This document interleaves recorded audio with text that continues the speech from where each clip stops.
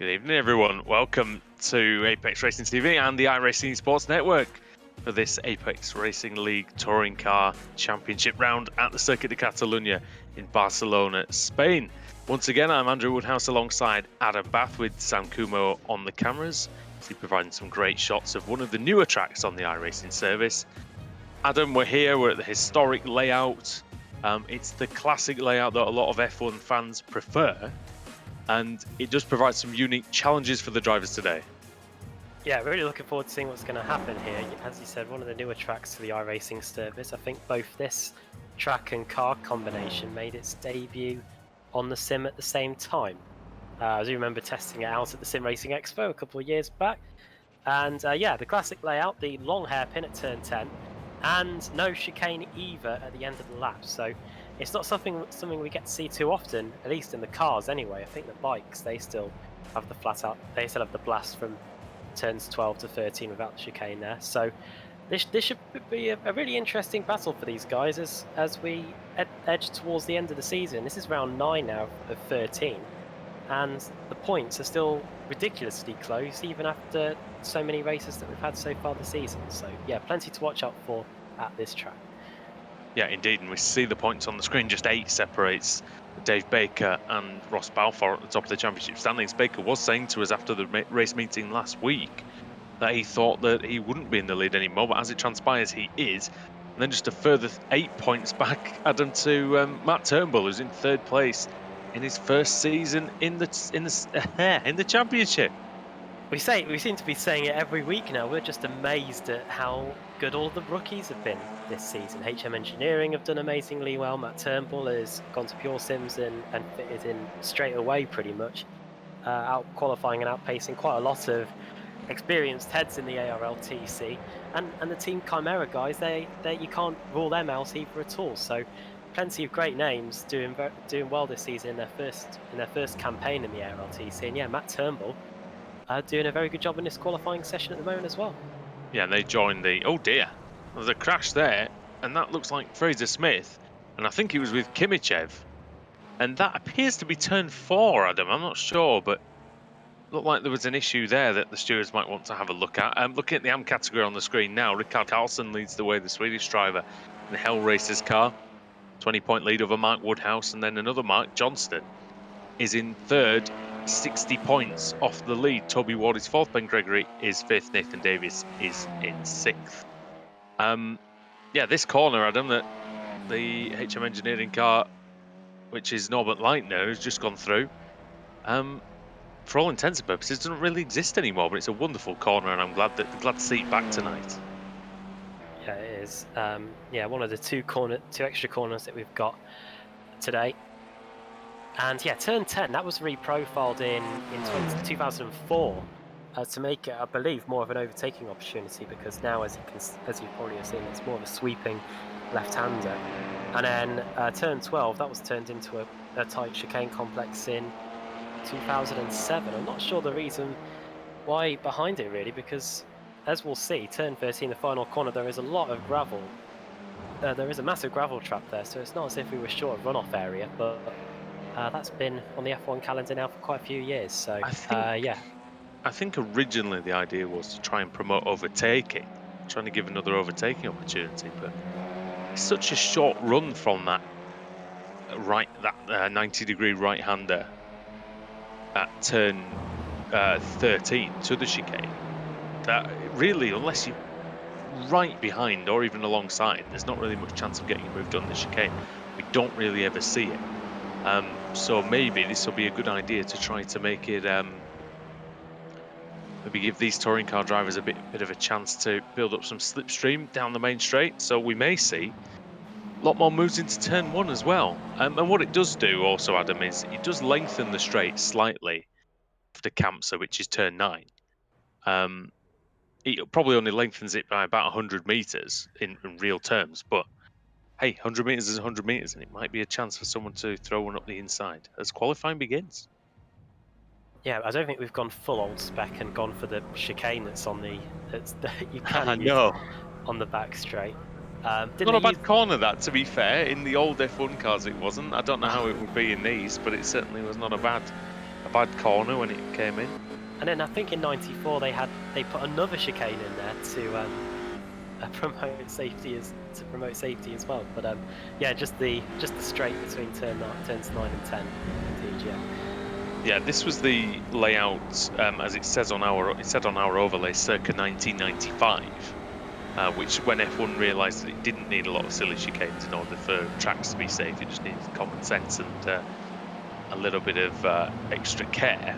But yeah, this is a great layout and it's a great track. You've got fast sweeping corners, you've got long constant radius corners, you've got corners that tighten, corners that open, and you've got grass, you've got gravel awaiting on most of these beds as well, especially in this middle sector. If you go off at the likes of this corner, Worth, then like you can see gravel awaits you, and you don't want to hit the sausage curbs too hard either. Although these touring cars can take a fair bit of curb, Adam. We've seen in the practice the likes of a couple of the Freem cars, for example, straddling the curb before turn 14, I think it is. It's intriguing to see how they're going to be using the different parts of the track in this session, especially when there's so many cars circulating in front of you. Here is a look at turn 12. Then here's Marcel. Here is Fritsch and Simmons and the like going through it now. It's this curb here on the left, mate, that's about to come up there. So a lot of the drivers were on their fast lap, going all the way out there, and almost, like I say, we mentioned skateboarding last week, almost just straddling the sausage curb, as Rushworth gets his qualifying lap underway. Then after the out lap, gives us a chance to see what the slipstream is like. Although, to be honest, Adam, these guys are so closely packed that I personally am not sure whether I'd want to qualify in the middle of this, because it looks like you'd just be impeded many times. I'm always amazed when you have slipstream trains like this, how you're able to get any decent laps done. And then in contrast to this, in Formula One, the cars had to be about 4 or 5 seconds apart for the slipstream to have any effect. So here we go, looking at... to avoid the dirty air, wasn't it? Yeah, that was it. I think it was Max and Alex in Quali and Spa. They were miles apart, and I said, surely they're too far away. But then the slipstream was having an effect. That's how much the aerodynamics are in F1. Probably no such issue here.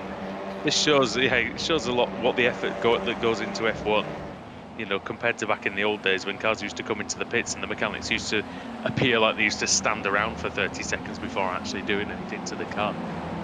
It shows the level of detail that they're willing to go to get that extra tenth of a second, and a tenth or two of a second might be all it takes to get you from maybe 15th on the grid up into the top 5. Such will be the closeness, I think, of a track which had met pretty much everybody either will or should know well.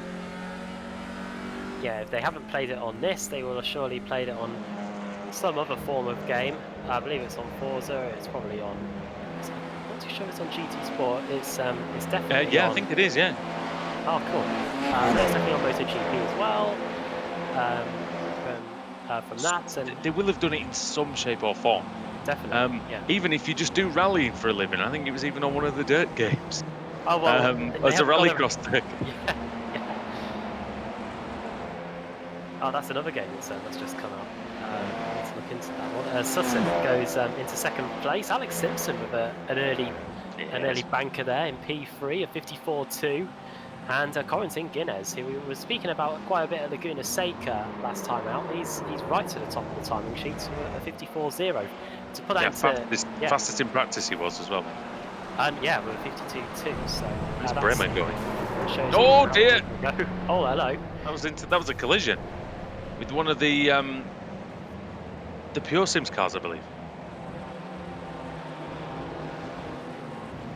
Quite sure who it was, but he ends up out of the qualifying session. He will not be able to get a new car. That will be at the end of his time in qualifying. Yeah, Guinness will be looking for pole position here, Adam, I'm sure of it, because he was, like we say, super quick. Fastest first 2 sectors Personal best 2 sectors for him. He's coming up behind Kimichev. Kimichev not slow, only 0.5 of a second off of pole position at the moment, the Russian, but it might just affect Guinness enough to potentially mean that he doesn't improve, but we'll see, because he's just got the final 2 corners to go. In fact, it might not be as much of a hindrance, Adam, through these last 2 corners as it would be on the Grand Prix layout. I wouldn't. See if Sutton, well, we were looking at Sutton. Guinness, can he go even faster? But Kimichev goes straight to the top, but Guinness then beats it. 53.5 for Kimichev. Jason Cooper goes straight to the top with a 53.423. That's something we haven't seen for a while from Jason Cooper. Last season, he and the Automech team were on fire in the early stages of the season. And there he is, straight to the top of the timing standings with a 53.4. Jack Sedgwick up to P5 as well, showing his hand then. But he's kind of in the middle of this, isn't he? You've got to wonder what this extra slipstream, whether the trade-off is actually worth it. I would just much rather, honestly, go around and do a lap on my own with no distractions. But I guess each driver has their own preference. And Jason Cooper just behind Sedgwick, so he must have got a decent, you imagine a decent slipstream off of Sedgwick in the first.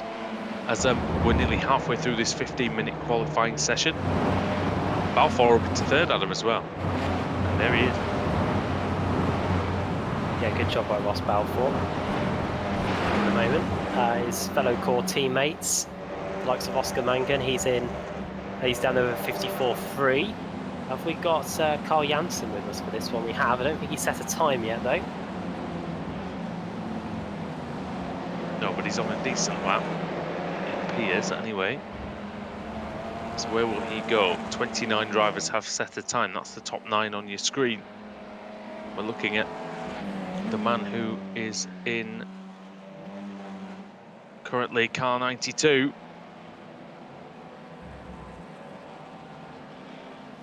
Where does he go? He goes into 7th. That's not a bad lap for the first timed lap of his session, Adam, especially with nobody immediately sort of in front of him. Wojciech Svirovic goes fastest, and then Ross McFarlane goes ahead, and Cooper improves to 2nd. Balfour goes 3rd, Turnbull goes 2nd. It's all happening in the top 10. Sutton puts in a new PB. That's only good enough for 7th, though, just a 1/4 of a second off the pole position time. Mark Woodhouse goes fastest in the AM category with a 53.886. The top, yeah, that's good. Yeah, what top 1.5 dozen almost dominated by the pros, so Woodhouse able to get in there. Well, I say that, a whole lot of other cars have just put in laps as well. So the top 19 now, all pros, and McFarlane and Turnbull, just 73 thousandths between them, and then just a further, 14 thousandths back to Turnbull and Cooper. Alex Simpson down to 24th after that early promise. He'll be surely wanted to get a better lap in this time. He's got Wojciech Svirovic just behind him, who's currently sat in 5th position.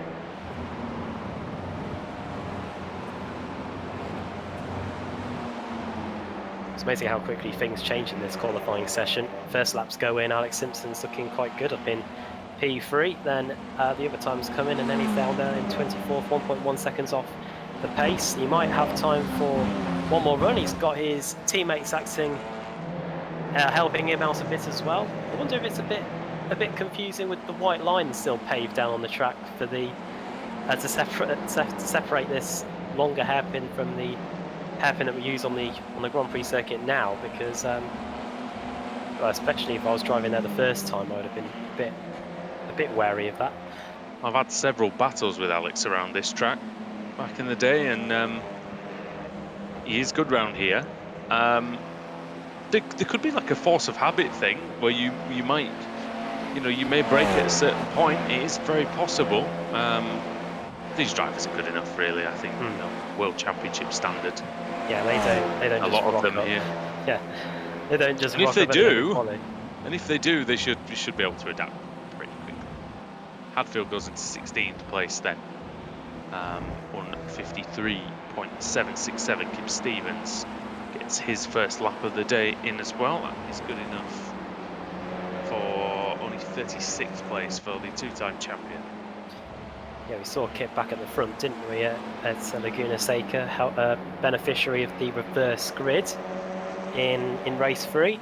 Don't think he stayed at the front for too long, but it was good to see him back up there again. And in the early stages, he did give as good as he got.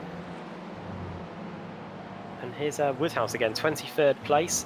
Or make that 24th as somebody else sets a time quicker than the Team Mad car, which is looking very good, I must say. With I don't know what they've done in terms of their paint or whether it's a graphics update from iRacing, but the sun is glistening off that burgundy maroon, red and black and yellow.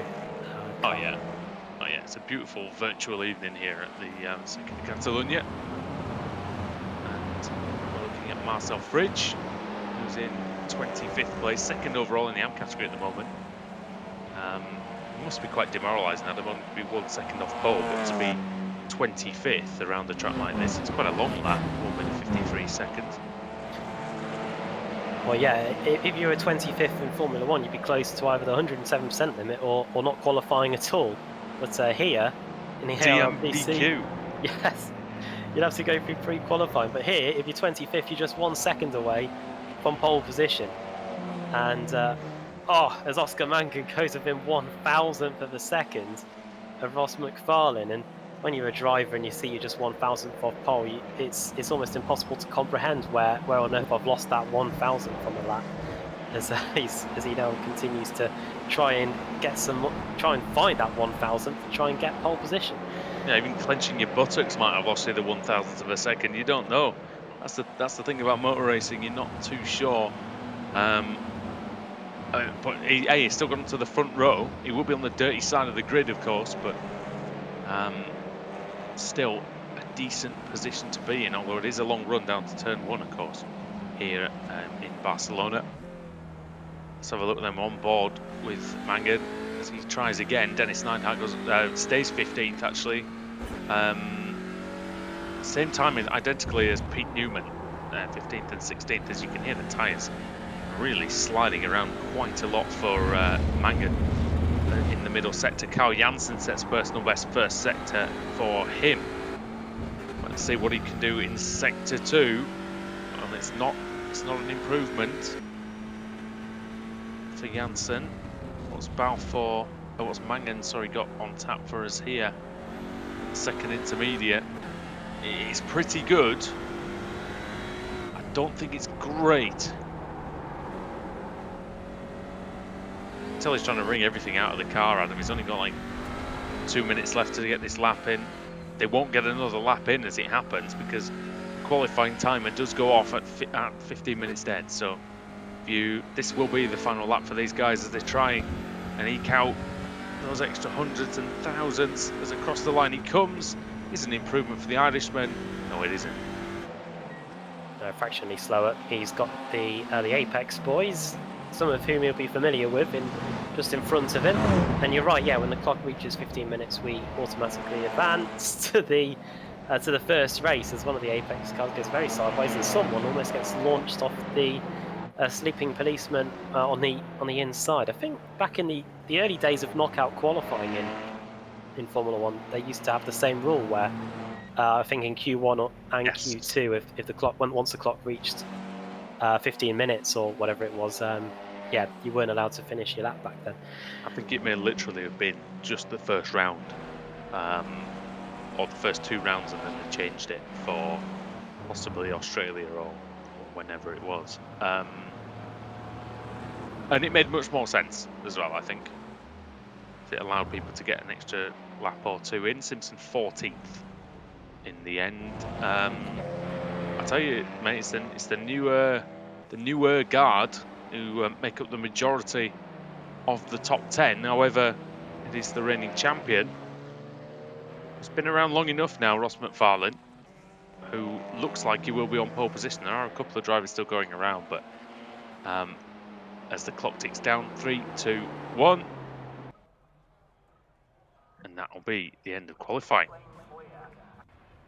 Which means we've got to look at the grid for the first race of the day. We'll have a look at how many cars will be reversed at the end of this one soon. But here's the grid, and it's Ross McFarlane just 1,000th of a second ahead of Oscar Mangan. You can't get really closer than that, can you? George Simmons in P3, then Matt Turnbull 4th, 5th Jason Cooper.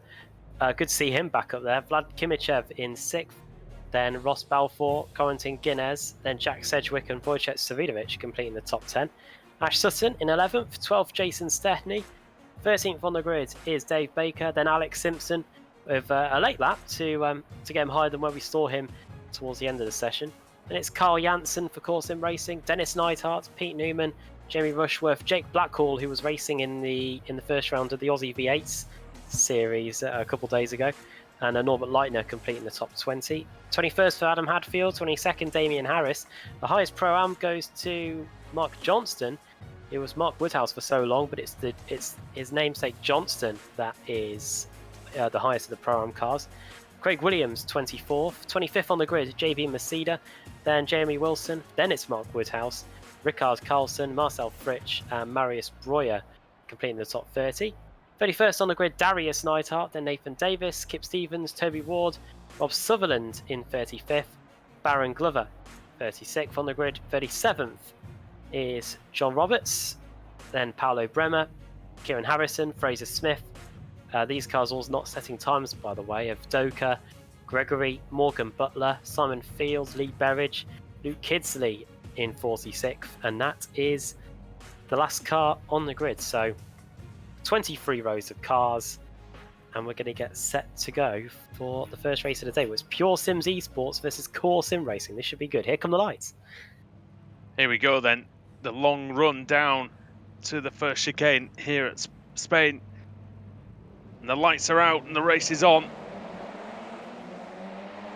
Oh, what a start that is from Turnbull. Again, absolute rocket off the grid. McFarlane away very well as well from the lead. And Turnbull's going to cover off. Pure Sims are going to have the monopoly here into the first corner. Or Turnbull has to be careful he didn't run into the back of McFarlane. But it's two Pure Sims cars from two different teams, 1 and 2. Yeah, good clean start by everybody. Now we're going to go through turn 3. Cold tyres in the early stages as well, plus they'll have race fuel as well, so watch out for quite a few cars running wide. 3 wide in the midfield there, that's one of the core cars.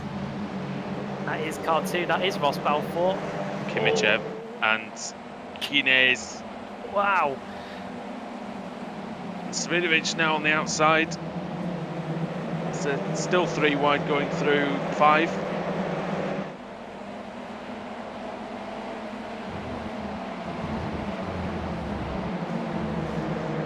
Very risky there by Wojciech in the early stages, because of course there is that big gravel trap out there, so if he does get forced wide, he'll be in that.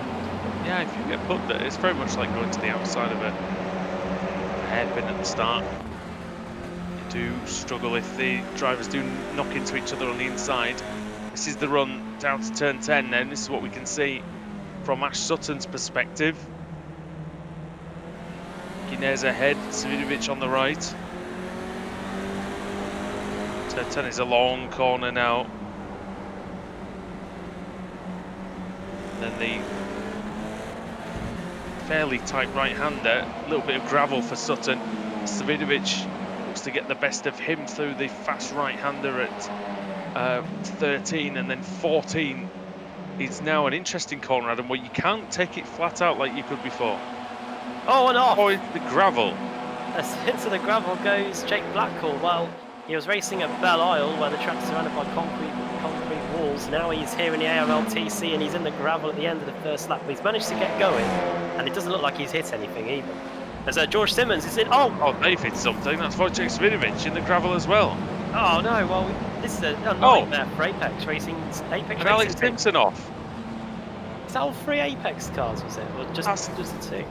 That's the turn 1 gravel trap on them, and there's more carnage in 3. That's Pete Newman in the Freem UK car. That's JB Masida, the Frenchman, as well. There was somebody else that was off as well. Car looks like he's smoking slightly. That might. Oh, and it's no, that's Bremer. And that's Baron Glover. Glover is bouncing over, trying to right the car. And can't do that. Well, here's a replay then. So that's Jack Sedgwick looking down the inside. Oh no! Big no! One. Huge one between Svidovic and Sutton. Simpson was an unfortunate victim of that. And then we go round the corner, and there's a fiercely forward car getting shoved by Leitner. Leitner into the frame car, and round goes Masida. And then, oh, is it a bad rejoin, possibly? Here comes Glover. No. Oh, it's Woodhouse in the Launch middle pad. of the track. Oh dear, so a lot of drivers coming to grief there.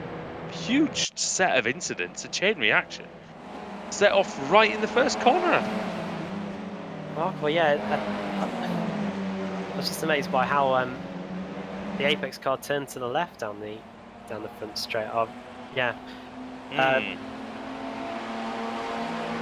need to watch that one back. Might have to see it again at the end or something. But this is Balfour, Guinness, Kimichev. Simmons sets the fastest lap as Guinness goes for the inside. He has to go back on the racing line, gets a little nudge from Kimichev, who's impressive early in his career in the ARLTC as well. Ross McFarlane leading the way. He's got only 0.4 of a second over Matt Turnbull though, whose start was absolutely monumental from 4th on the grid, Adam. That was a bit like Jarno Trulli, I think, in 2004 when he went flying through. Oh god, yeah. I was watching some of 2004 earlier because we're back at Imola this week, so I was getting all nostalgic with that. But yeah, he got a fantastic start. The Renaults were mighty off the line back then as well, weren't they? Yeah, and they also used to sometimes qualify fairly light, didn't they? Which used to aid that brilliant starting ability. Imola, of course, a track where the ARLTCR has been on many occasions. Really looking forward to that this weekend as here comes. And I wonder that if you take a shot for every time someone accidentally says San Marino Grand Prix, you probably won't make it through the weekend. See it goes. Oh, yeah. You might have to be careful with that. As McFarlane, there's cones in the middle of the circuit over there. As McFarlane dispatches them off into the gravel, Mangan's in 3rd. We're on board with George Simmons, who was the fastest man on the previous lap, and right on the tail of Mangan. This is impressive from George Simmons. He's usually around the top 10, but he's often struggled to be right at the pointy end of it. Maybe this could be the season to turn that around. He's doing okay in the championship, isn't he, George Simmons? Just looking at those points, and yeah, he's not too far away at all. Flashing the lights at Oscar Mangan as well, trying to derail him. Oh, who was it? We saw somebody last week. We just had them on full for the whole race, didn't we? Williams, isn't it? Yeah. I think Michael Avdoka's been known to do that in the past. Here's a replay. Is this Sutton going off again? Yeah, it was down at turn 10. I don't know if he outbraked himself or got a wheel on the grass or something, but he looked like he might have even tried to flick the... Oh, damage. So who knows where he's... whether that's the damage from earlier or new damage. Kimichev is under threat from Jack Sedgwick here in the matte black INX liveried car.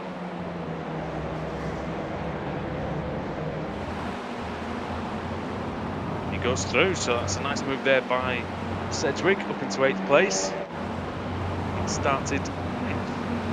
Sedgwick was quite lucky not to get involved in the incident at the start of lap 2. He was right in the thick of it with Sutton and the Apex cars when that all kicked off. He was able to avoid it and carry on, and there he is getting up into the top 8.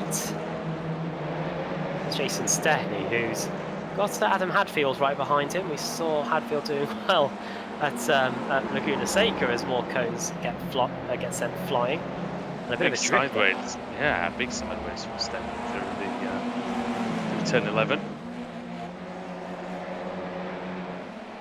The cork in the bottle now. The Craig setup shop driver as Rushworth, Johnston, Leitner, Williams and Davies all immediately behind in this big train.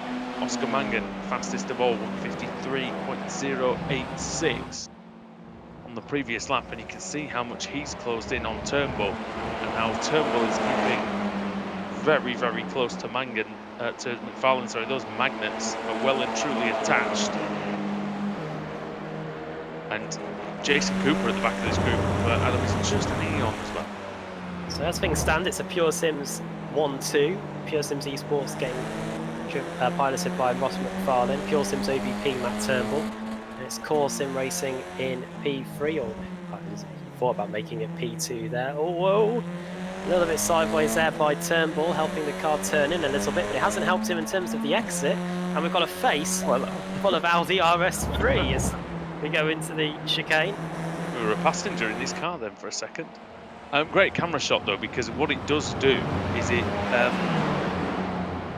showed how on the left-hand corner the inside left wheel was almost off the ground, as sometimes can be the case in these front-wheel drive touring cars. Is there going to be a move here? No, I think the drivers have decided that that braking area is not sufficient enough, and that was my worry, although some of these might decide not, as Adam Hadfield tries to go through the middle, and if he pulls this off, it'd be absolutely almighty. Oh. There's a little tap on Williams there behind, and Hadfield's going to get this move done though, Adam. That's sensational.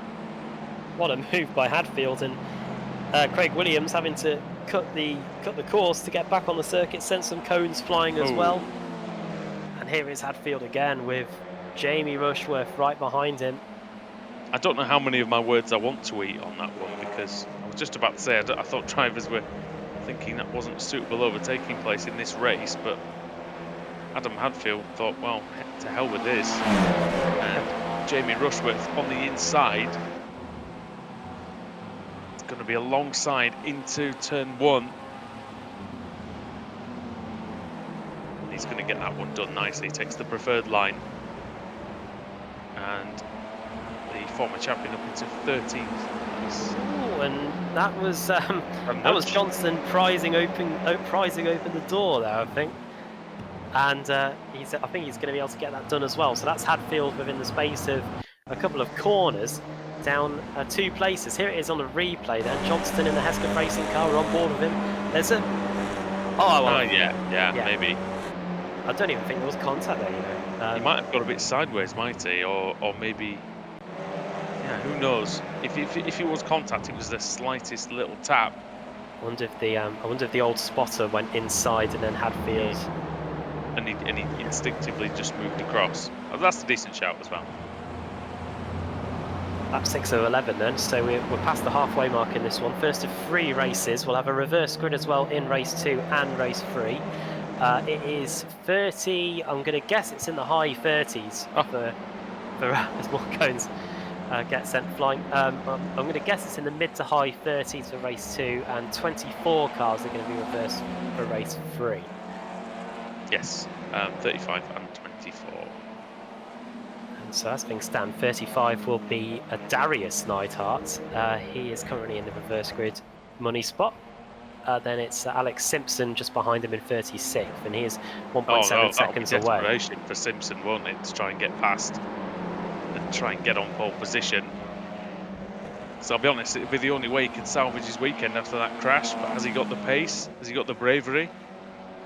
With potentially a damaged car, to try to make it past, well, not potentially a damaged car, definitely a damaged car, to try and get past Neidhart. He's got experience, he's got the skills, but can his vehicle pay the bills? Neidhart, who started in 31st place, he's not had the finest run out there today. Even with all those other incidents, he's been shuffled back a bit. Simpson, though, has 5 laps to try to make something happen. You can see Morgan Butler just ahead of them as well. He'll be interested, certainly, in getting a good starting position for race 2. So he's another one who's pretty quick when he wants to be, but he doesn't seem to be in the right place at the right time so far in this 2020 season. And Neidhart now making a move on Butler. This could be good for the German. Indeed it is. He goes round the outside. And Simpson might want to follow here. Oh, or maybe not. Maybe not just yet. Surely he's going to have to take one of these guys at some point, though. I don't know if he also doesn't want to make a mess of it. Yeah, either that or hope someone further up the road ends up falling off somewhere. And you are right, yeah, 34th and 35th. Oh, speaking of that, Rob Sutherland, not at the wish of tempting fate. He is going to get going again, I think. And he's still ahead of that group, actually. So. Still be ahead. It's actually only 2 places lost for Sutherland, despite visiting the gravel quite heavily there. Oh, speaking of gravel, that's Jason Staney, and he's off the circuit at the final corner, turn 14. Powers or anything. Free wide. Free wide down the front straight, and it was free wide. Up the inside then goes Jamie Wilson, Michael Evdoka. It's the Pure Sims cars. They're going to try and get past the Team Chimera car. Evdoka on the inside, going through turn 3, and he's got it done, it looks like. You know, I think it was Evdoka that we saw get collected by Bremer in qualifying, and potentially that might not have helped his 41st place qualifying position, Michael Evdoka, which is extremely low for a driver of his quality. Kimichev has got past Guinness then, up into 7th place according to Timing Tower.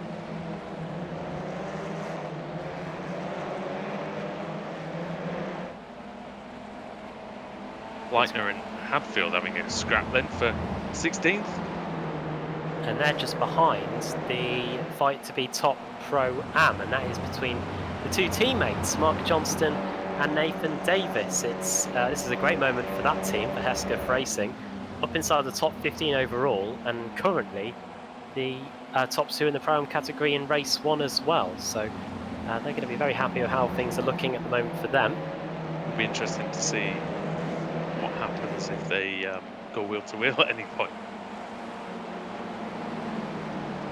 Just got a feeling they probably want to beat each other more than everyone else. I'll tell you what, McFarlane is, he cannot get away up front, and it's been the case since the very first corner of the race. And Ross, well, he does look pretty comfortable, Adam. He's not really under threat as such, but very much under pressure.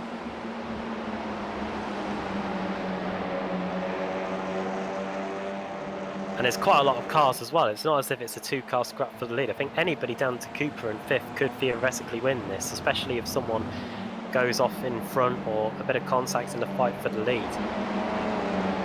Yeah, Balfour's trying to make his way towards it as well. I don't think he is, but this is Davies going around the outside of Hadfield. Yeah. What's the oh no for? Yeah, what's happened here? Because the 2 Hesketh Racing cars were running together a lap ago. Oh. And now that he's lost 2 places and could be about to lose a 3rd here. Do we think there was a bit of an incident, do we? Because Mark Johnston, it does say Mark Johnston was off about 40 seconds ago, but oh dear. Not too sure what have happened to have caused that. It must have been in the second half of the lap, because we were following them round the first half of it a lap or so ago. Here's Ricard Carlson, who is probably one of, he's had a very good race. He's gained 8 places to get up inside the top 20. Biggest mover in the field. It's probably not too much of a surprise. He's continuing to impress. As Kieran Harrison with 23 places gained. He's up to 16th.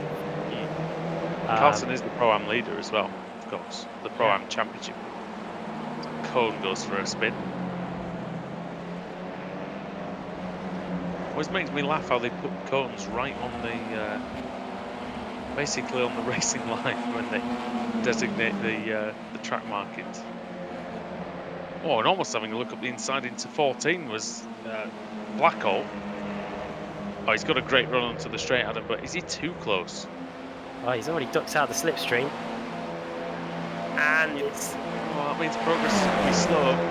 Yeah, shades of Mansell and Senna here from 91. Not quite as close together, surprisingly.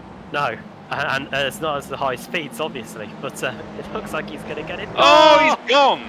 And it didn't end like that either. No, well, I don't know if there was any contact originally. I wouldn't. It's one of those with Blackhall, isn't it? We mentioned last week. There's possibility it could be netcode. But I wonder if he was losing the rear to begin with, and he just sort of veered into Carlson. Well, who knows? Something else has kicked off.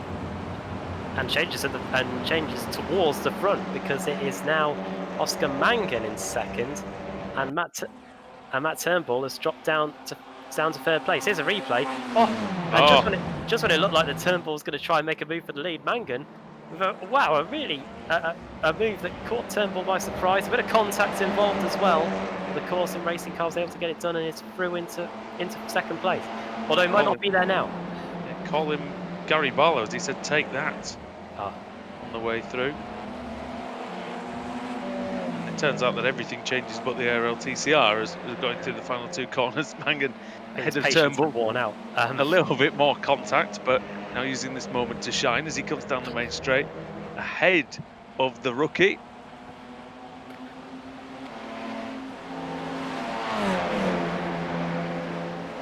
Final lap though, white flag in the air, Adam.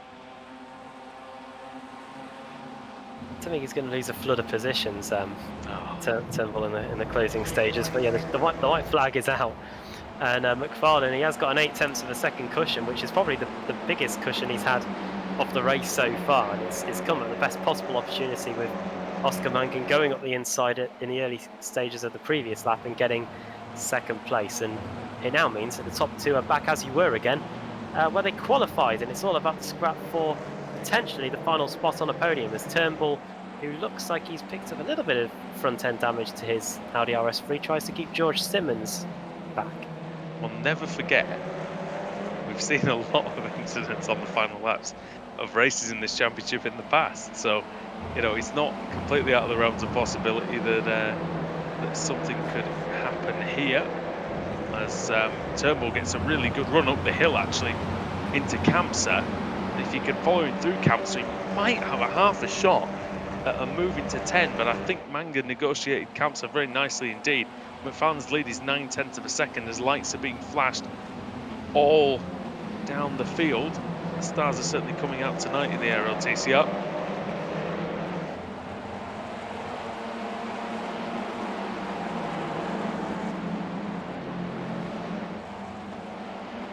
Here we go then, Ross McFarlane, just 2 corners to go. Coming through the old section, the old Grand Prix layout for the final time. Turns 13 and 14, untroubled, unchallenged on the last lap. It was a close run thing, but it's going to be the reigning champion, Ross McFarlane, who takes the checkered flag here at Barcelona and wins round 1 of the day here in the ARLTC. Fantastic stuff from him. Mangan second and Turnbull in third in the end. In the podium, yeah. Look at this scrap. It's going to be Johnston that's going to take the Pro-Am honours. It's still going to be a 1-2 in the Pro-Am stakes as well, with Davis just 1 place, but just 1 position behind, 2 positions behind Johnston at the end. Got there in the end. And Stehny with a personal best there at the end. Here's the fight for the reverse grid pole then. Alex Simpson is comfortably within it now. It's the reverse grid pole is going to go to Morgan Butler, who comes across the line in 35th place, and John Roberts, who is yet to come across the line, will unfortunately just miss out and will be starting where he finishes, and that will be 36th place in the end. Yeah, no reverse grid pole for Roberts unless someone gets disqualified pretty sharpish, but I don't think that's happened. Ben Gregory in 37th. As we said, an unhappy day for him. Well, fantastic race. Really enjoyed that one. Very close scrap at the front. And before we take you down to the grid to start race 2, here's the race 1 results up on the screen in just a second. Here we go. And yeah, Russell McFarlane wins by just under a second. Matt Turnbull in 3rd. George Simmons finishes 4th. Jason Cooper 5th. 3 tenths of a second ahead of Ross Balfour. Then it's the two HM Engineering teammates of Vlad Kimichev and Corentin Guinness. Jack Sedgwick 9th and Carl Janssen completing the top 10. A good drive there from Carl. Dave Baker 11th, Dennis Neidhart 12th, then Jamie Rushworth, Kieran Harrison, biggest mover in the field, then Mark Johnston, Norbert Leitner, Nathan Davis, Johnston's teammate there in 17th. 18th place for Craig Williams, 19th for Adam Hadfield and Jason Stehny completing the top 20. Jamie Wilson 21st, then a flurry of Pro-Am drivers, Rickard Carlson, the Pro-Am points leader, Marius Breuer and Marcel Fritsch there in 24th. Jake Blackwell, despite a few excursions, coming across the line 25th. And Kip Stevens, Michael Avdoka, Simon Field in 28th place. 29th in the end was Toby Ward with Rob Sutherland in 30th. Lee Berridge then 31st. Then it's Pete Newman and Alex Simpson. Darius Neidhart in 34th, and Morgan Butler, the reverse grid pole. 36th for John Roberts, just missing out, and all these guys will be starting where they finished as well. Ben Gregory, Fraser Smith, 5 laps down, Baron Glover, who we saw taking an almighty turn, or turns. Ash Sutton, Wojciech Savinovic out, Damian Harris also falling by the wayside. We saw the fiercely forward car getting catapulted out of the circuit pretty much. Paolo Bremer, JB Masida, Mark Woodhouse with a lot of damage. He was involved in one of those secondary incidents after the one on the front straight. And Luke Kidsley started last, and if he did take part in race 1, he also finished last, as well. As the guys have got just under a minute left, I think, to get their cars on the grid. And then we'll be getting ready to do it all over again in race 2 for another 11 laps. Yeah, it was a pretty bonkers chain of events, wasn't it? Earlier on in the race, and pretty much all those retirements that we had came from that one, like I say, set of incidents that took place. Race 2 then. Track's going to be a little bit dirtier with all the marbles and things from the first round. Also, like I say, the racing line is going to be that bit cleaner, so look for the drivers on the right hand side of your screen as we see it to get away pretty well. That includes Morgan Butler, Alex Simpson, Lee Berridge, Toby Ward, Michael Avdoka. They're the ones on the odd numbers. So about to go down to the grid. Can Darius Neidhart or Pete Newman or Rob Sutherland, for instance, do anything about this pole position man, Morgan Butler? Here we go then. 5 red lights above the drivers once more. Lights are off and the race is on. It's a good start by Neidhart. Tremendous start from the dirty side of the grid. Simpson get away pretty decently as well. But what a start by Darius Neidhart, the .exe car into the lead, into the first corner. Will Butler challenge him? Oh, he does, he did. He really sent it up the inside into the right-hand part in turn 1. Turn 2, though, he's hung out to dry. Simpson's on the outside of 3. That long corner, and there's cars in the gravel at the back, and that's a Craig setup shop car, and possibly Harrison and Dennis Neidhart, I think, had him as well.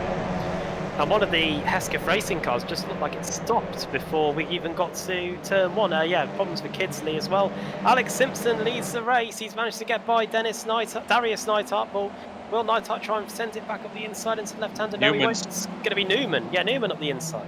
I just saw out of the corner of my eye Newman throwing one up the inside then, so the Freem car up in the second place. Pete Newman used to run his own team in the series and now flying through into second place. Brilliant stuff there from Pete Newman, who started 4th. So Simpson, who started 3rd, Newman, who started 4th, already in the ascendancy and ahead of the pack as Lee Berridge trying to challenge Darius Neidhart now in the run into turn 10. There's a Pure Sims car on the grass. That's Michael Avdoka on the way down to 10. Oh, he's hit the curb quite hard, Lee Berridge, but he does manage to hold that on the inside. Just about, I think, Adam going to survive this in 4th place. Oh, and yeah, closes the door as a result. Oh, contact in the background. That was Butler. Yeah. The Field, I think. Simon Field, possibly, Adam, I think, was the other party. Yeah, through goes Field, and Butler just trying to find a hole in the field to get back in. And I think he has just about done that in 10th, in 11th, just behind Rickard Carlson. Put a hole in him, I think. Oh, there you go. On the front straight then, this is where we saw a bit of contact at the end of the first lap, and the slipstreaming really does start to take effect here as Simpson leads them over the line to complete the first lap. Then it's Newman, Neidhart, Berridge, Avdoka, Field, Blackhall, Ward, and up the inside there goes Avdoka. Oh, and Neidhart's completely missed the corner. He almost takes to the escape road, and that's going to be a couple of places for Avdoka, I think. Oh, it was awkward as well, because where he sort of was lying on the outside of the corner was right on the racing line for the drivers coming through. Avdoka had to kind of take evasive action, but still just about gets ahead of the German. But Neidhart trying to fight back through turn 4. I love this corner. If you stay to the inside, then can unwind the steering, you can take an outside line, you can even take a tighter exit for a shorter route, as long as you set up nicely for the turn 5 that dips down. If Ducker hasn't set up nicely for turn 5 though, Adam, is he's off. Oh dear. Well, he might not have been off, but at the very least, he made a right mess of it. Oh, that's Davies and Sedgwick getting into it. Oh, isn't going to be good. Oh, Chaos in the good. This is midfield. good. Spots by good beer on the front of that car, by the way. Dave Baker is sporting some blue rims. It looks like. I don't know whether that's a new addition. And someone there's trying to get up the inside as well. It's chaos wherever you look here. Leitner's on the inside, and then Dave Baker trying down the fight for 20th. Guinness as well. Yeah. One thing I will say, Alex Simpson's off on his own at the front. We don't need to see him at the moment, but once he gets out in front, it's very difficult to rein him in, Adam. We know this, we've raced against him. Oh yeah, raced against him in GT cars, raced against him in single-seaters. It's almost impossible once he gets ahead of you. Sometimes he has a bit of trouble getting ahead of you, but when he does, that's the end of it. Good night, Irene, as they say. Oh, dear me, look at this. Against Rob with Turnbull. Turnbull almost in the wall, down the front straight, and Alex Simpson, yeah. I think the only way you can get by him is if you hit him, and that's what I did a little while back. Oh, speaking of which, Kimichev likes to get his elbows out, it seems, and doing that in a decent way to try and foil Turnbull. He's on the inside there, and you saw the front wheels, the right-hand side tyres, kicking up the grass and the dirt. As Kimichev was right on the inside, well past the curb almost. Oh, he's trying to hang on in there, is Turnbull, and he is still alongside Adam into the downhill left-hander of 5. Yeah, good racing it is between these two here. Kimichev now on the outside after being on the... Oh, and it's a problem just in front of one of the boosted cars. That might have been Simon Fields. Oh, and it's carrying on. Oh, that's Rickard Carlson, and that's Norman Leitner straight into the wall. Stevens off as well. I think he was hit. And is that one of the fiercely forward cars? Yeah. No, it's Marcel. Is it Marcel Rich in a WS car? Yeah. Oh yeah. Shame for Fridge there. Carlson having a look at Sedgwick, then into 10. Sedgwick might turn it into a move on Field actually. Field gets a decent exit, but I wonder if he's suffering a bit. You said there was a small incident for him. Carlson trying round the outside. Field might have dirt on his tyres, you know. Oh, and into the gravel goes Sutherland. Oh, and somebody else has gone with him, and it looks like Ash Sutton. Oh, Sutton back in the pits as well. So that's... he won't be liking life in Barcelona here. Oh no, fastest lap for Simpson. Whoa, someone's right up against the pit wall in their defence. Oh no! Oh, that was close. It's still carrying on. They're still doing it. And it's happened now. Blackwell and Berridge. That had all the makings of a crash. Oh, he's in the middle of the course. Oh! This is him. Oh no, this is on after all that. Boosted on boosted. That's the only one. It was the only one that hit him. Oh. Well, you couldn't make that up, could you? Eliminated by each other. Ill-fated. Obliterated. And out. I don't even... yeah, well, if we get a replay of it, you'll probably see that incident had all the... going on. It was going on pretty much by the time they crossed the timing line. Did you see the frame car that was like wiggling his way down the straight? I didn't even see who it was. But it was either Rushworth or Newman. I think there were two of them, wasn't there? I think it's Rush. It must have been Rushworth then, as he was all over the shop, but he managed to save it. Oh, that's Simmons. Oh, no problem for George Simmons. As Ross McFarlane tries to get by Vlad Kimichev. I think as well, Adam, we do see on this track, because it's one that drivers know so much and so well, they can be a bit more aggressive, can't they? Because they're not just I'll take that, Carlson into Cooper, and God knows what else. Oh, Carlson drowned. Oh, and off goes. That's one of the that's Savinovic punted, I think, to the side. Oh, goodness me. It's still going on in 13 and 14. Too wide through the penultimate corner and into the final corner as well. That's Oscar Mangan, the 999, going at it with Vlad Kimichev, who seems to be, wherever the action is, Vlad is. This is not going to go well, as you once said.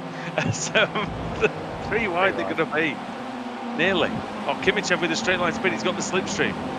Off of Rushworth, though, and that keeps him out of danger, at least for now. Oh, maybe not, because McFarlane absolutely stinks in on the brakes. He needs to give space to Mangan on the inside.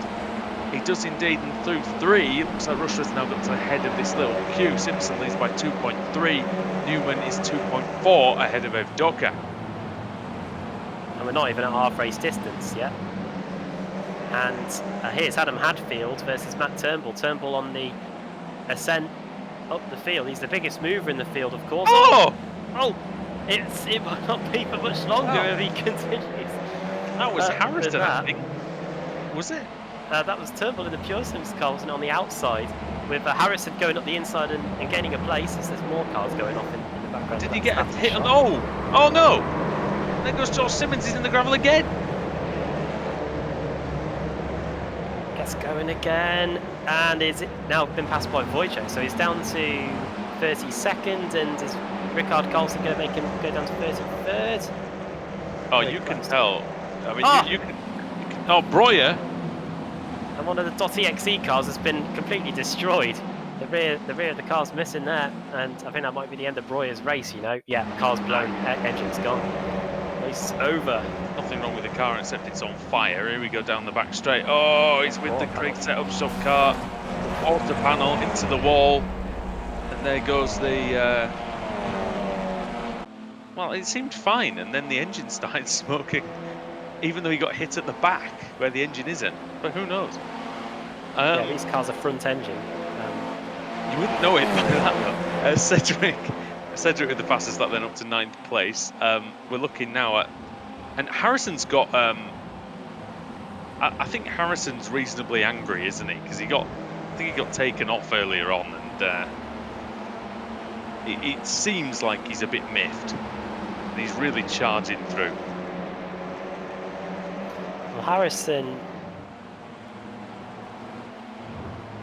So look at where he is in the standings. Harrison is currently in 6th place in the standings, just 40 points off the top.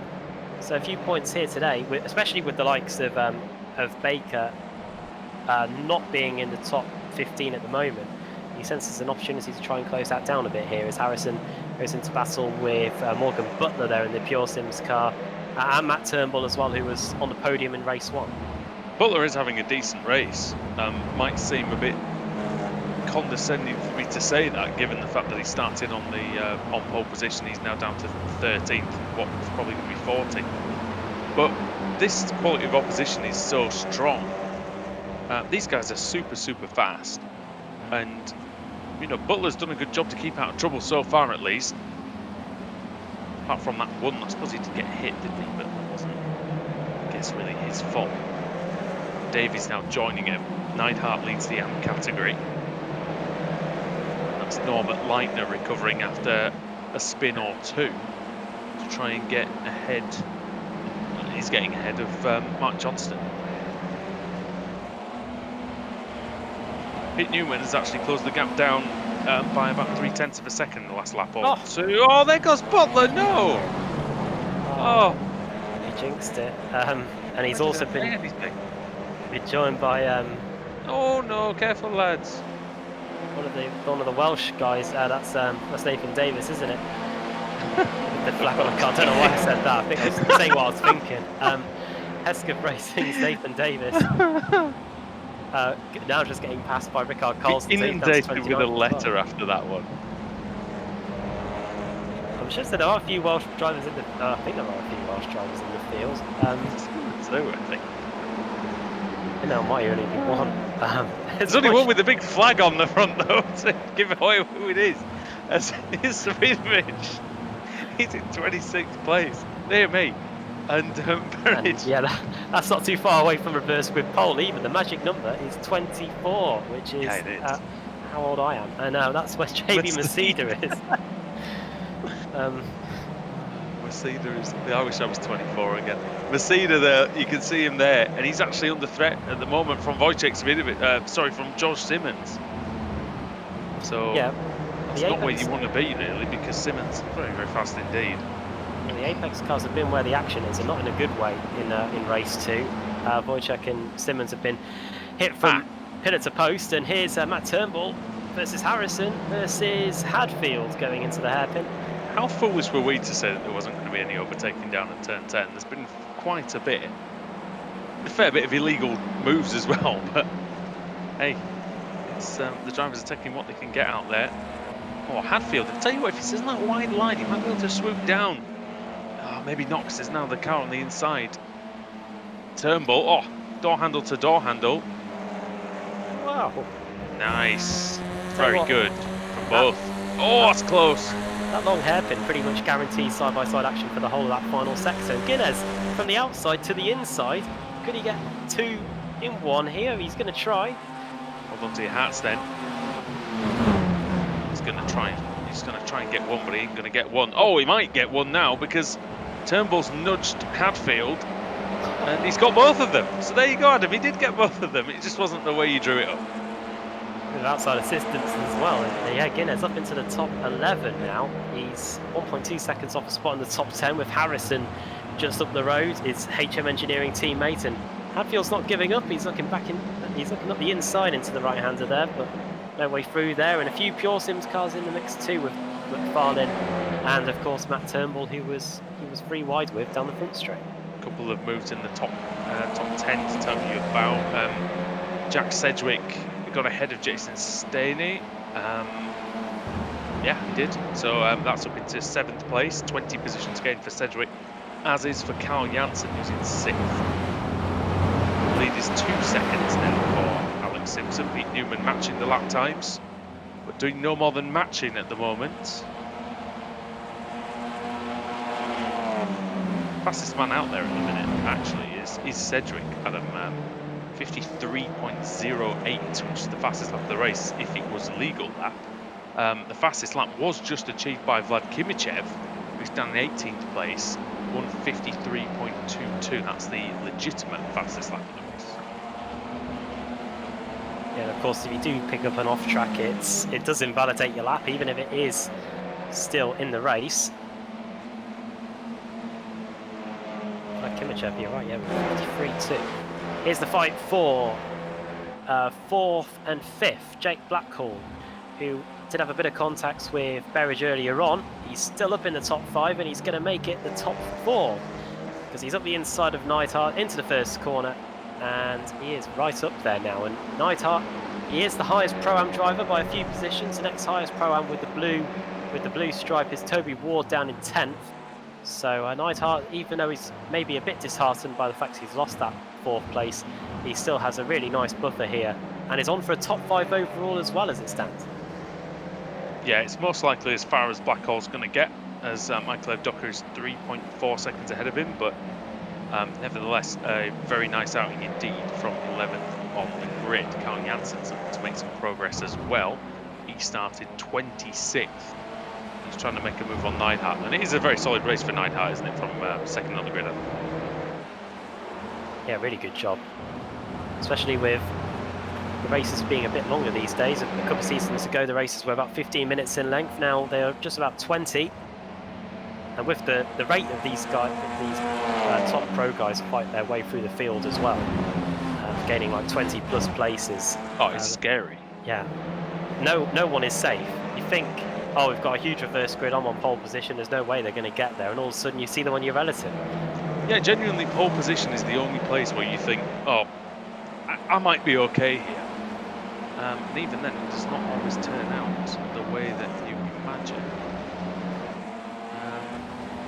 I mean, geez, I can't imagine what it would be like to have all this lot chasing you down. I mean, I've been in the series when people like Baker and Svidovic are coming after you, and Sutter. Now there's maybe 10, 15 drivers extra who are just as quick and just as strong and just as proficient at overtaking. Here's Toby Wood, started in 7th place, another strong Pro-Am performance. And the Pure Sim's car very close to the quarter panel there, almost dangerously close by Turnbull. Not leaving maybe the best margin of error that I've ever seen, but Ward now gets, he's getting shuffled all the way back now, isn't he? And that's not his fault really, he just was off the line slightly as the car passed him on the inside. He's got back into line now though.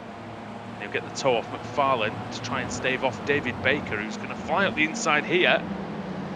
Just lost the adhesion, Adam, just as he's about to turn in. Didn't quite get the grip he wanted, but he might still get this one done. Very close. 2 laps to go as well, so time running out. Look at Kimichev, he's just gone clean. He's just trying to go clean around the outside of Jason Cooper. And you know what, he might make this stick. He's making this car sing in these cooler conditions. I need to stick a camera on Vlad. Oh, there it goes. We have done. Well, he's stuck someone in the gravel. That's what's happened, and Vlad's managed to carry on. And that was Swift Cooper Esports' Jason Cooper that got sent for a little ride there by the quarter panel of Vlad Kimichev. 2 core cars are battling as well. Par 4 and Mangan. Mangan's late on the brakes. Is it too late? Oh, he manages to keep it. Kimichev is going to fight him all the way. That's cutting the course, is he not? On the inside. He's letting. He was. Yeah, I think he was. And I think that's the slow down penalty. He's let Balfour go past and into 19th place. 24th at the moment, and it's Mark Johnston. So he's going to be receiving pole position as it stands. He's 4/10 ahead of Masida. So that's going to be the battle. Wojciech Savinovic, 26th place. You can see him there. 1 lap to go. The white flag is flying. 2 positions for Wojciech Savinovic to get on pole position, Adam, on the last lap. Well, if anyone can do it, it could be him. And he's only half a second away from the reverse grid pole as well. There's just those 2 cars in front of him separate him from a first position on the grid or a 26th place start for race 3 as it stands. So this could be an important lap for Wojciech. Super important for him, for this meeting and for the championship. Alex Simpson leads by 2.2 seconds going on to the final lap. He's going to claim his 2nd win of the season if he can keep it on the track, that is, in this last lap. Savidovic's problem here, from his point of view, is that these 2 might start battling, so it might be that he's coming across a track where there's 2 cars wide and he can't really make any moves. But if I were Johnston, I would make this car, and I'm sure he will, as wide as humanly possible, because this is his chance. Him and Davies, you know, they've been known to claim wins in reverse grid races, Adam. Definitely a chance for them to do it. As Alex Simpson comes round, he's just got 2 corners to go.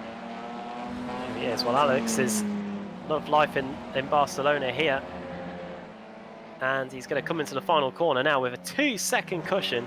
Don't often see winning margins this big, and take the checker flag and win the 2nd race of the day. His teammates have been in strife, but he's thrived here in Barcelona, and he's going to take the checker flag to win race 2 of the day. And now, coming around the final corner, you've got Guinness, you've got Turnbull, you've got McFarlane, Hadfield there, all coming across to finish in the low reach of the top 10 or just outside it. And when you mentioned thriving, now we need to look at the striving for the reverse grid pole, because Masida, Savinovic, they're coming over, they've crossed. So it's going to be Johnston in 24th place who hung on to that. Very good indeed, ahead of Masida, ahead of Savinovic. Davies and Carlson just behind them as well. That's a terrific race. Thrills and spills, some chaos, and some absolute madness out there. But hey, for those long-term fans of the series and those new, I'm sure you enjoyed every minute of that. Come to expect that, haven't we? We've got the warm-up session now about to take place, and then we'll be heading into race 3. And yeah, we've still got race 3 to go as well, haven't we? You could briefly see on that scenic shot, actually, the old layout coming out of turn 9, which used to be a slightly more open corner.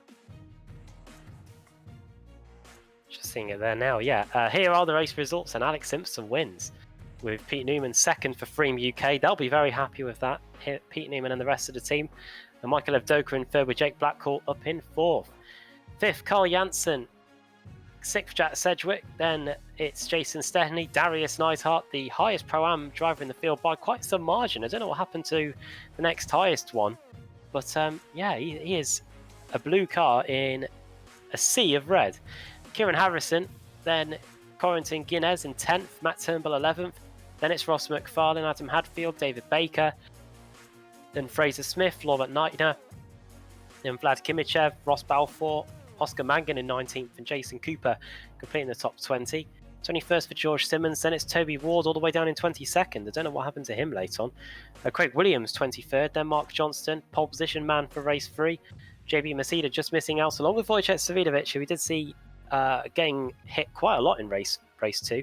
Then it's Nathan Davis, the Welshman, in 27th, then Ricard Carlson 28th, 29th in the results, Dennis Neidhart, then Lee Berridge around at the first chicane after a bit of contact, then Marcel Fritsch, Ben Gregory, John Roberts, Kip Stevens, Mark Woodhouse, Jamie Rushworth there in 36th place, Baron Glover, Rob Sutherland a couple of seconds behind him there, and Jamie Wilson, Simon Field, Luke Kidsley, and then the cars out of the race, Morgan Butler, Marius Breuer, who got turned flying into the wall on the back straight, Paolo Bremer, Ash Sutton out very early on as well, and Damian Harris also out early on too. Not the best evening so far for Eva Sutton and Damian Harris, so I'm hoping for better things in race 3. They might learn something in this warm-up session as well, which is 10 minutes in length. Yeah, and that's going to allow us to go and maybe grab a quick beverage, as we're going to go off and see some adverts before the final race. But don't go away, because we'll be back just after the other side of the break for round 3 of the day from the Circuit de Barcelona, Catalunya.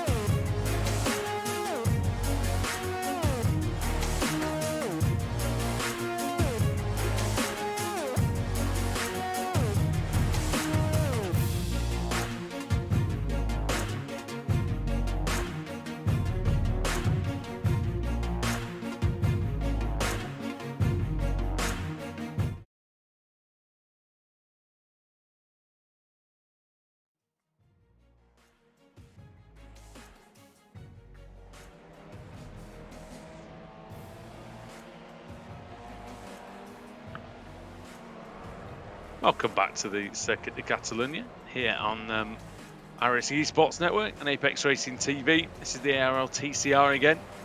Andrew Woodhouse, Adam Bath and Sam Kumo bringing you all the action from this fantastic circuit in Spain. And Adam, it's the third round of the day, which means it's the latest one in the evening. It's that the temperature will be slightly cooler on the track, and we're going to see potentially some better tyre wear for the drivers out there. Yeah, there's quite a lot of long corners here, which will be pretty harmful to the tyres, like turn 3 and the long hairpin that we're using here at turn 10. So watch out for those two zones. But yeah, the sun going down will have an impact, and I wonder if they've got it right for the right time of year, because we're now at the end of October, and in countries like Spain and Portugal, the moment the sun disappears behind the clouds, it does tend to get very, very cold very quickly. But no such issues on iRacing, as you can see from our graphic. 24 degrees still, with the sun just setting here. So yeah, the grid's starting to form up now, and we'll be getting set for another 11-lap race. Yeah, Mark Johnston's going to be on the pole. Craig Williams alongside him, so it's going to be a fun start, I think. So you see the grid cycling through.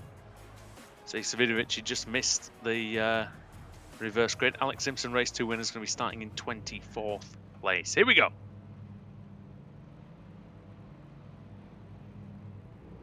Nice go here at Barcelona. Good start by Williams off the second position. He really got away well.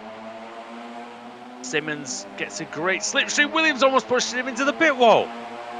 Oh, 3 wide then between them. Into turn 1. I'm sure that Simmons is not going to like that at all.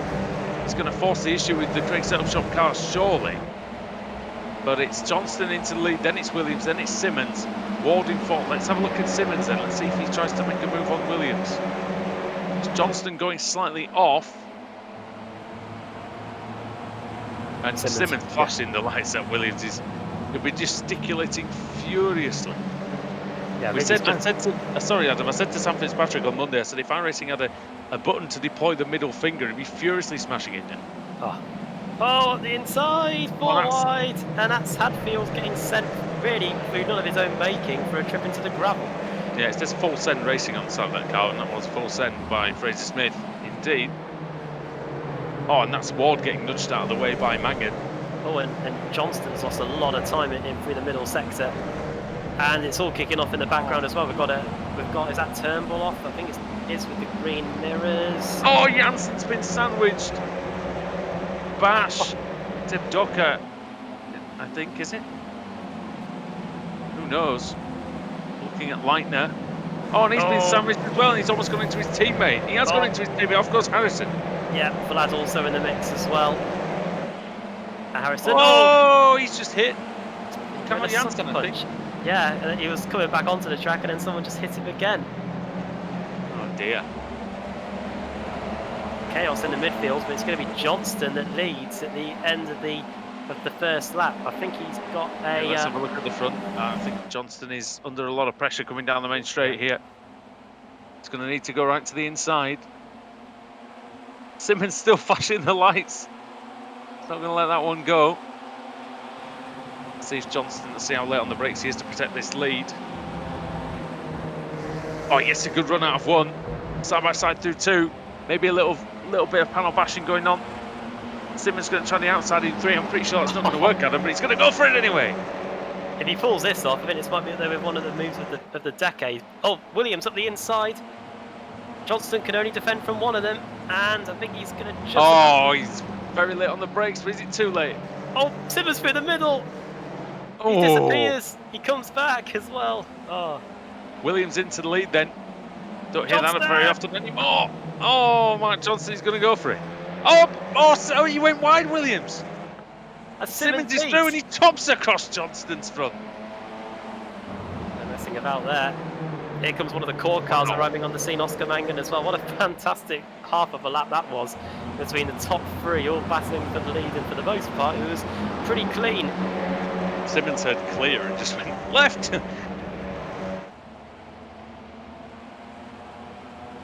Oh, look at this up the inside. That's Balfour trying to make a space for himself on Jason Cooper. Oh, and he somehow stops that car in time. Oh, bash. Oh. Well, Leitner and Cedric in the gravel. Cedric dear. being shown as a leader briefly, he was that far off. Oh dear. There's Gregory, we saw him upside down in the practice session just now. He's going to get past Cedric. Cedric's got a slow down penalty, I think. Or damage, one or the other. Black and orange flag for Jack. Oh no, he's going to get going again, just ahead of Bremer. How do you sort that one out? Simmons, Williams, Mangan, Cooper and Balfour. That is the... And Alex Simpson already up into 16th place.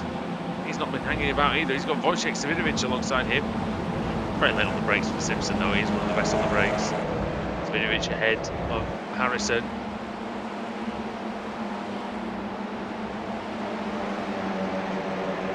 Simmons leads by 6/10. Williams half a second ahead of Mangan. Mangan half a second ahead of Cooper, who's half a second ahead of Balfour. The front is mental. Yes, it's a sea of mental orange everywhere and red on the timing sheet. Anyway, that's how close everybody is here. And oh wow! Look at this train. The top 8, pretty much. There you can see all within a shot and all separated by just 2 seconds. All sideways. Williams through the chicane. And this can allow Mangan the chance to get second place up the inside. And how easy was that, or was it? Because here comes the Craig setup shop car. It's coming back on the outside and it does have the inside line for the hairpin at the end of the back straight. Yeah, it does indeed. And Mangan is not going to be able to challenge. Smith ahead of Janssen. Kimichev ahead of Staney, it looks like. Further down, Janssen just got ahead of Smith now. Oh, they're exchanging. Oh, contact. Simpson on the inside. Simpson's trying to go through on Janssen. Is he through? He is. Wow. Taking advantage there is Simpson. Balfour. Fastest lap of the race, 1:53.84. Simpson's going all the way across the white line. Janssen's trying to get slipstream from the inside. Oh, they make contact on the straight.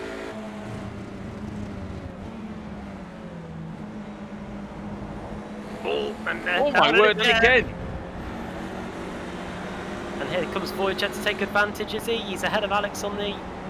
And we're looking from behind now. This is Harrison with Simpson somewhere on our right-hand side, and Wojciech on our left. Are we going to try and make it 3 wide? He did think about it. Yeah, Simpson not giving up then. On that position. He knows that Harrison is a threat. Harrison needs to somehow trying to find his way past 2 Apex cars that are side by side. Simpson tried to fit in that gap, didn't he? It didn't quite work. Quite managed to slot in behind Savidovic, and he's going to be on the outside for Worth. And he can go around the outside here. He's going to have to take some gravel and some sausage curb. Oh dear, unconventional line. He's still on the inside for Kamsa though, Adam. Oh, and on that occasion it's the outside that looks like it's worked out. Masida. Oh yeah, 2 wide, 2 deep in front. Oh, what a lunge by McFarlane.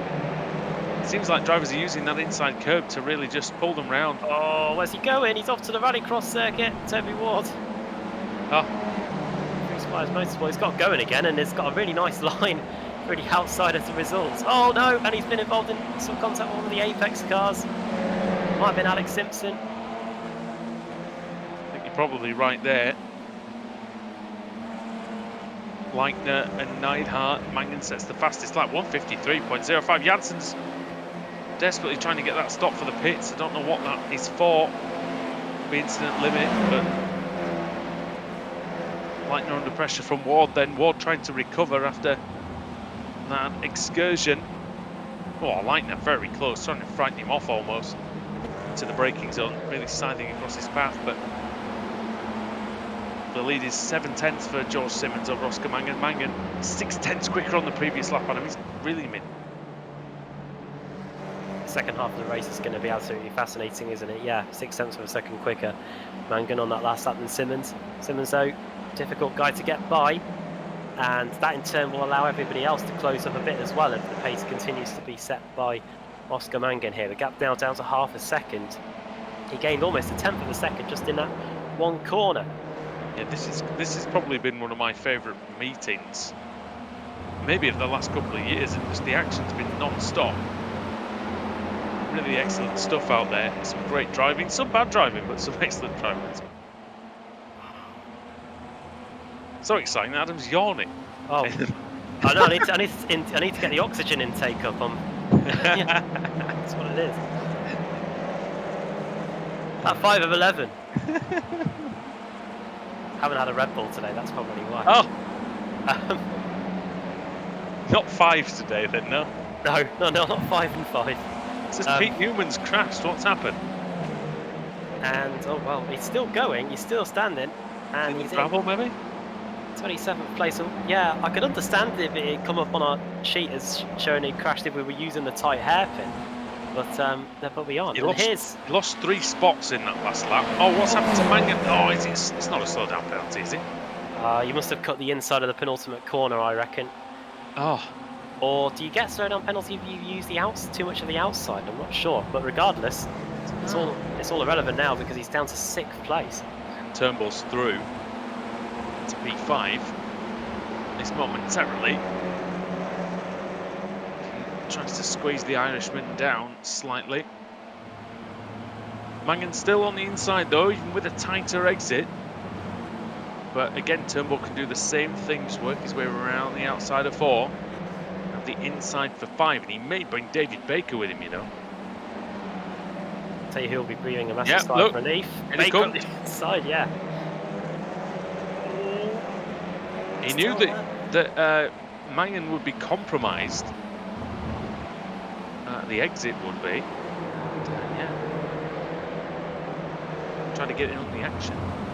Simmons will be breathing a sigh of relief now. The gap is up to a second between he and Craig Williams. Here's Jason Stedney and Wojciech Savinovic and Kieran Harrison and Fraser Smith as well. Harrison ahead of Smith then. Close enough for a move maybe? No. This time. Just get very close to the back of Savinovic, does Harrison. George Simmons leads by 9/10 of a second over Craig Williams. Williams 3/10 quicker on the previous lap. So he's catching him if we were doing the insights thingy. He'd say striking distance probably in about 3 laps. And the difficulty would probably be quite high, I'd say. I reckon. Between these two. I reckon around here. Problem for Marcel Fridge, been off the track for 8 seconds. Don't know whether that's is he still on the lead lap, was it? Yeah, it was. Just all the way down in 42nd now, Marcel Fridge. It's not been a great meeting for him. He's involved in something in race 2. Jack Sedgwick's up to 24th place, just going ahead of Nathan Davies. But we're looking at the battle for second. Craig Williams, Adam, is putting up a great defence at the moment of this second place from Jason Cooper. We saw how difficult it was for Simmons to get the lead earlier. Came past Craig Williams, and Williams still isn't letting him get away. And if anything, Williams is closing the gap. Cooper, in turn, he's also trying to get by the Craig setup shot car as well. So we've got a fantastic second half of the race on our hands here as Williams and Cooper both bounce over the sausage curb there on the exit of the left-hander. Now through the very difficult right, and he's right on the back of the Audi now, isn't he? Yeah, Williams hit the curb quite hard in the middle of Kamsa. Cooper didn't hit it at all. So now he's going to try and manage his braking, take the shortest route through this left-hander at 10, which opens and then feeds a slightly faster run into the right-hander of 11. Sorry, 12. Now, and then 13 coming up. Balfour arriving on the scene. And is he going to get third place, is he? It's very close on the exit of the final corner. Side by side down the front straight, then onto lap 8. New personal best from Craig Williams. The gap remains 0.8 of a second between Williams and Simmons, despite the battle that was going on in that final sector. And Balfour, is he up into third place finally? Up the inside, he takes a bit of the curb, but he has got past the Swift Cooper Esports car with a little bit of a knock for pleasantries there between Balfour and Cooper. And the Paulson Racing car is into third place with 4 laps to go. Yeah, who will get a little bit of the bubbly? We'll find out. Yeah. If he's got the bingo card at home. McFarlane versus Johnston. Oh, Johnston! Is he caught napping? And yeah, he is. Kimichev just walks through the door and goes, "Thank you very much. I'm going to have that 10th place." Although Johnston does lead the AM category by quite some distance, so he does not want to give up valuable points towards the championship, which was at the beginning of the night held by Ricard Carlson. Yeah, meanwhile, here is Darius Neidhart and Nathan Davis just behind. 2 Pro-Am drivers going at it. This is 2nd and 3rd in the AM Stakes. With Jack Sedgwick just in front of them. Sedgwick's been also in the thick of the action tonight. But this time in race 3, instead of being on the sharp end of the grid, he is in 22nd place after having a bit of an issue at the start, if I remember correctly. We were contemplating whether he was going to go into the pits or not. He was off in the gravel, wasn't he, with, I think, possibly Lightner. Now, this is Gregory. It's the Ben Gregory move I've ever seen. One up the inside of Toby Ward. Mark Woodhouse has followed. Team Mad car might just about get through. On the outside, just inches apart. Woodhouse with the longer run, but potentially the run where he can keep up more momentum than Ward. That might be the key deciding factor here. Oh yeah, that's good. And he gets it done as well. Sacrifices the exit speed, but carried so much speed on entry that it was pointless in the end. He was able to carry on and it's up into 28th place. Might still be in a bit of bother down the main straight though. Is he going to have to defend? He does, and defends well. If he makes the corner, that is. He does, I think. It's Carlson. So the pressure from Simon Field. Field trying to go through then. Oh! Contact. And that's John Roberts coming through. So former AM champion is now going to be taking on current AM leader. Both John Roberts and Ben Gregory bidding to become a 2-time AM champion. And all this is going for over 34th place as well. It's remarkable, really. You can see just how close everybody is on the track map, though. The leaders are only just going onto the back straight now. And 34th and 35th, they are just here. So that shows just how tightly packed this ARLTC pack is, or has been, at Circuit de Catalunya today. Yeah, we mentioned at the start of the show that a couple of tenths here, a couple of tenths there will be the difference between you know, being in the top 5 and being nowhere. That Dusty has proved. And the gap for the front is now just 0.3 of a second. Another personal best from Craig Williams on that last lap. We did say it would be 3 laps before he caught him, didn't we? And so it has been. Right, catching is one thing, passing is another. But let's see if he can get that pass done straight away. Simmons straight right there, going to, doing what straight over to the wall. Now Williams is doing what Simmons was doing on that one and is flashing the lights. Yes, don't forget that Williams nearly put Simmons in the pit wall on the first lap, so no real love lost here. And Simmons taking the lead, keeping the lead ever since. Balfour now trying to find a path on the outside, is he potentially? That's tidy. That's tidy. That looks good for Balfour, Adam.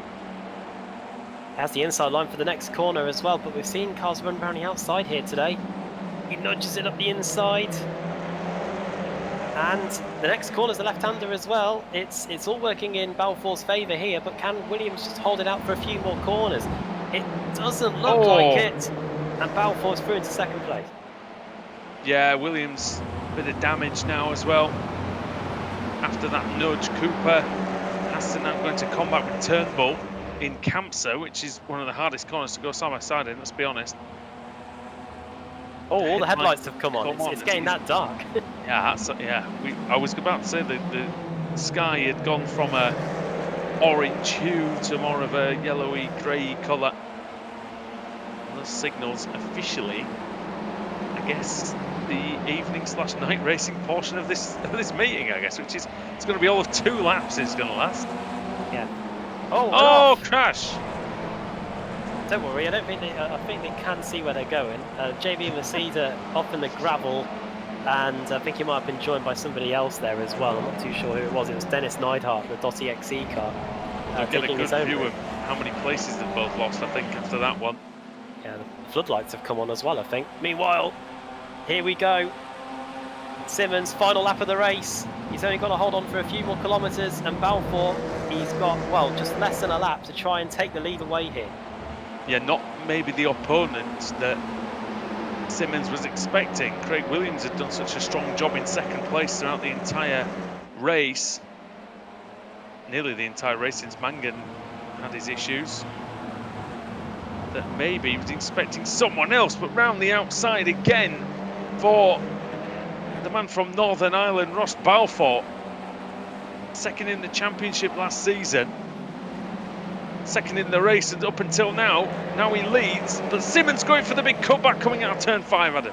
That was a great cutback there, and just enough space to do it as well, because Williams was looking up the inside, Simmons up the inside, into the left-hander, Balfour gives him the space, he now comes back at him, up the inside, that's brilliant, and watch out for Williams, he can take second place away here, he is going to take second place away, up the inside he goes. It was also 4 wheels all off the track for Balfour going through there, but I suppose if you can get away with it, you can get away with it.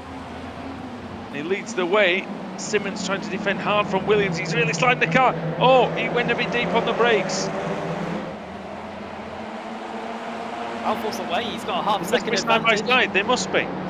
Yes. And Williams has got second place at the death here. Can Simmons respond? All that effort for Williams. He's gone from second to second in the last few laps. But here comes Ross Balfour. It says number 2 on the side of his car, but he's number 1 here tonight at the Circuit de Catalunya. Ross Balfour comes through, and he's going to win the race and most likely take the championship lead as well.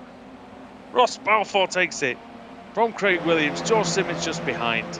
Cooper, Turnbull, Mangan, Baker, Guinness, McFarlane, and Kimichev round out the top 10. What a meeting that was been in the ARLTC. A lot of crashes going on afterwards. I don't know who it involves. It might have been Simmons and Williams. Yeah, I could take a guess. Simon Field coming across the line along with Rob Sutherland as more stuff kicks off after the finish line. Sutherland there in 32nd place at Free Spires Motorsports in the end. Highest Pro-Am driver, by the way, that was Mark Johnston, Hesketh racing car. We saw him crossing the line to take the Pro-Am honours there. Someone's flying off. That was Rickard Carlson, I think. Bremer. Oh no, it wasn't. It was Paolo Bremer, sorry. Bremer spent more time off the track than on it tonight. It's not his finest day. The Italian. Alex Simpson out of the race, Adam, as well, 40th. Oh, well, from the highs of winning race 2 to the lows of finishing 40th and out of the race in race 3. Damage from the light contact that you mentioned before. Quite possibly. But what a battle that was at the death there in race 3, with Simmons getting what looked like a perfect cutback up the inside, sending it into the chicane just before the back straight, and then Ross Balfour powering it around the outside. He wasn't using the handbrake, but it was just as dramatic, and he was able to get up the inside and take the lead. And Williams, good opportunism from him, he was able to get up the inside as well and take second place away. So from Simmons, he went from P1 at the start of the last lap down to 3rd place in the end. Yeah, fantastic, really. I think everybody acquitted themselves very nicely indeed. Some great racing.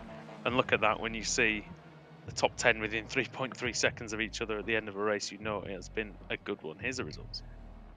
So Ross Balfour wins by just under 7/10 of a second. Williams in 2nd place. It looks like they're heading to Parc Fermé or something, the podium sitters there. Simmons in 3rd, then Cooper. 4th, 5th, Matt Turnbull. Oscar Mangan in 6th, just ahead of Dave Baker. Dave Baker almost in his customary 6th place there, but just misses out. Corentin Guinness 8th, Ross McFarlane in 9th, and Vlad Kimichev completing the top 10. 11th for Mark Johnston, the highest Pro-Am driver in race 3. Kieran Harrison for HM Engineering in 12th, then Wojciech Savidovic, Fraser Smith, Jason Stechny, Norbert Leitner, the Hungarian, in 16th place. 17th for Adam Hadfield and Jack Sedgwick completing the top 1.5 dozen. 19th for Jack Sedgwick in the end, one of a few drivers to finish where they started in this one. Nathan Davis in 20th place, then 21st for Pete Newman, Dennis Neidhart and Darius Neidhart, 22nd and 23rd. 24th for Lee Berridge, 25th for Jamie Rushworth and Toby Ward, Rickard Carlson, and JV Masida in 28th. I think I might have been reading a completely different timing sheet there. 29th for Rickard Carlson. Yeah, this is a lot different. 29th for John Roberts and 30th Rob Sutherland. 31st for Simon Fields, then Jake Blackhall 32nd, Baron Glover 33rd. 34th for Marius Breuer, then Michael Evdoka, Marcel Fritsch. Darius Neidhart is actually down in 37th place in the end, ignore what I was just saying. Paolo Bremer, we saw him going off, the Italian finishes 38th. And speaking of Italy, I think we are going there pretty soon in the ARLTC, in a couple of races I think. Then it was Alex Simpson, 1 lap down in 39th. Luke Kidsley, at least he wasn't last this time, but unfortunately for him, his tale of woe at Barcelona finishes with him in 40th place, 1 lap down. Carl Janssen 2 laps down, Jamie Wilson for Team Chimera 5 laps down, Morgan Butler, Kip Stevens, Ash Sutton, and Damian Harris both at the back of the grid once again here at Barcelona in the ARLTC. They'll be hoping for better things when we head to the land of the rising sun, which is Twin Rim Motegi, which is where we'll be in 2 weeks' time, as we have a week off next week. Yeah, exactly. And then the week after that is we are going to Italy and we're going to Monza. And then on the 26th of November is Donington National, which I know Adam will approve of that, of course. And then the 3rd of December, the finale, Sebring International Raceway will bring us the final meeting of 2020. Okay, let's see then. Do we have any victims in the interview area? It doesn't appear so. So I believe that's probably going to be us done and dusted for this one, everybody. So Adam, once again, this track delivers in spades, doesn't it? It's amazing, really. We see so many people moaning and giving the circuit a bad name because of the lack of overtaking it provides in Formula 1. But take away dirty air and all the aero, and this track is brilliant. And the ARLTC's put on another brilliant show for us here. And all we can say is hopefully Twin Rim Motegi will provide more of the same. A track that we're quite familiar with as well. We've raced on the oval and the road course there. Oh yeah, in this championship. Yeah. In this championship. Yeah, I think Real Falla was in this series back when we were racing on the oval there in the Kia Optima back in the day. But I think we'll need the next week off just so we can reflect on what we've seen here today, which was absolutely brilliant.